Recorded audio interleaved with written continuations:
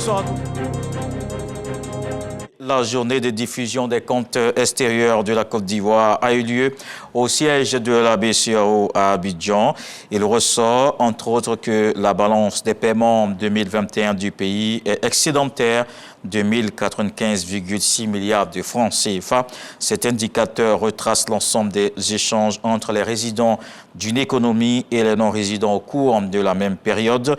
Le ministre de l'Économie et des Finances, Adama Coulibaly, a pris part à la cérémonie sur les enjeux de prise de décisions économiques et financières. 2 chercheurs ivoiriens sont lauréats du prix Macky Sall pour la recherche. Cette distinction récompense les meilleurs de l'espace CAMES qui ont des résultats innovants et impactant le développement des États africains. Ils ont présenté leur prix au ministre de l'Enseignement supérieur, Sephora Zegui. Les 2e et 3e prix du concours Macky Sall pour la recherche du CAMES décernés à 2 chercheurs ivoiriens. Ce prix, constitué d'un financement de 100 millions de francs CFA, est destiné à accompagner les 3 projets fédérateurs qui auraient satisfait à toutes les exigences de l'appel à candidature qui porte sur le thème « La résilience des économies des pays de l'espace CAMES face aux crises internationales ».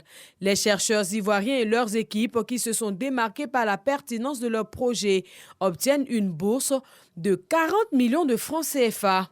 L'hypothèse que nous avons émise est celle que si nos économies sont résilientes, ce serait sans doute dû à la diversification des économies. Premier axe donc de ce projet, c'est d'étudier les différentes trajectoires des économies de l'espace CAMES. Le deuxième axe va consister à mettre en place un calculateur qui est un outil prédicatif qui va, à partir d'un certain nombre de données qu'on va mettre dans cet outil, prévenir les économies de ces États.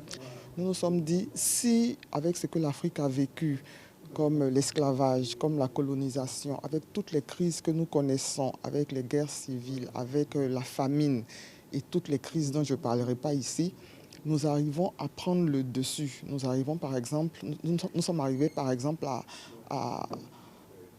pas à ne pas subir la Covid, mais en tout cas à la vivre d'une façon moins catastrophique que les prévisions nous donnaient. Et donc, nous avons certainement dans nos outils, dans nos savoirs traditionnels, dans nos savoirs locaux, des outils qui nous permettent de toujours prendre le dessus devant la crise. Le ministre Adama Diawara n'a pas caché sa joie et sa fierté. Comme il aime à le dire, la recherche est le moteur du développement. Nous avons des chercheurs qui cherchent et qui trouvent effectivement. Aujourd'hui, vous venez de le voir, sur 3 prix Macky Sall dédiés à la recherche, la Côte d'Ivoire à elle seule rafle 2 prix.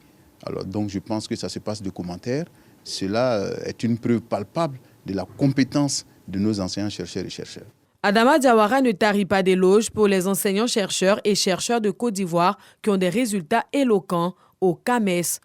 Ce prix est décerné tous les 2 ans. Macky Sall, le président sénégalais, a promis de doubler la dotation de ce prix, qui passe de 100 millions à 200 millions de francs CFA.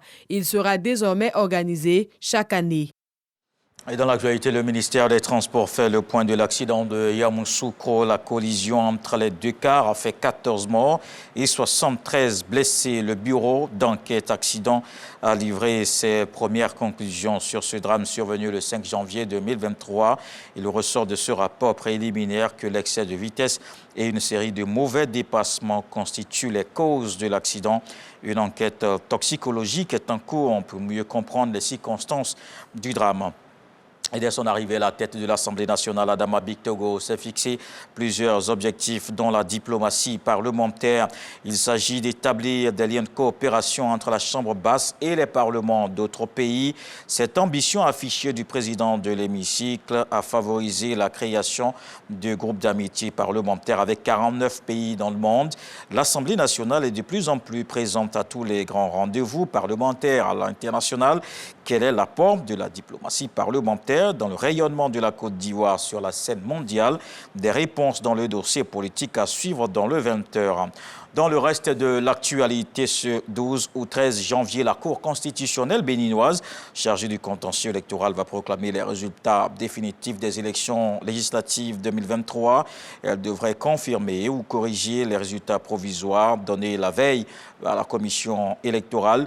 L'Union progressiste pour le renouveau, le bloc républicain soutiennent le président Patrice Talon, totalise 81 députés, 28 sièges pour les démocrates, des résultats provisoires du vote du 8 janvier que ce parti d'opposition conteste déjà. Ce parti attend la proclamation définitive des résultats pour déposer son recours. Et puis pour terminer, le financier sénégalais Pathé Dione est décédé ce 12 janvier 2023 à Paris. C'est une figure de la finance dans le monde, dans le pays et surtout sur le continent. Il avait fondé en 1998 le groupe d'assurance panafricain Sounou. Il était également actionnaire majoritaire de la banque B6, la filiale de BNP Paribas au Sénégal. Cette personnalité de l'entrepreneuriat africain laisse derrière lui un empire de plus de 4000 salariés présents dans 17 pays d'Afrique. Voilà pour le flash d'information. On se retrouve à 20h. À suivre tout de suite les infos régionales.